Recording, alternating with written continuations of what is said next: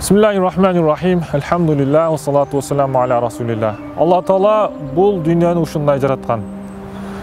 Bir эле адам баласы эмес, бардык жаны бар дүйнөгө жаш болуп, төрөлүп, чоңоюп, улгайып, картайып дүйнөдөн кете берет. Sunnatullahi fi hazal kon. Allah Taala bul dünyаны ушундай жараткан. Кээ бир адамдар бар, алар дүйнөгө келип эле наристе бойдон кете берет.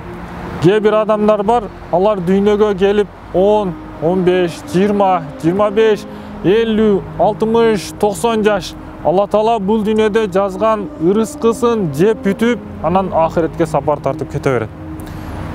Адам жашы улгайган сайын, билегинен, белинен күчү, алы күчү кеткен сайын жаштыгын эңсеп жашайт экен.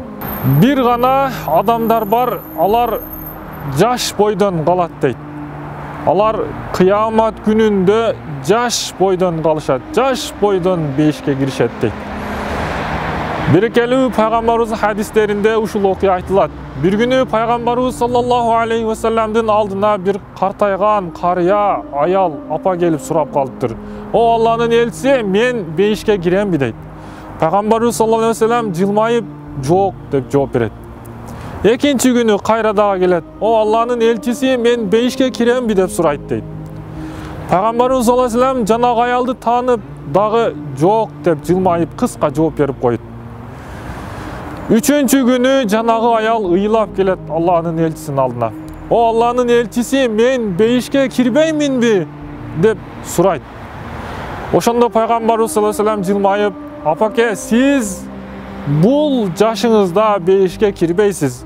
Сиз бейишке 18 жаштагы секелек кыз болуп киресиз деп айтат. Кыямат күнүнө барганда бейишке кирүүчү гана адамдар жаш бойдон, аял кишилер 18 жаштагы секелек кыз болуп, эркек кишилер 25 жаштагы билеги, бели күчкө толгон жигит болуп бейишке кирет деп айтылат.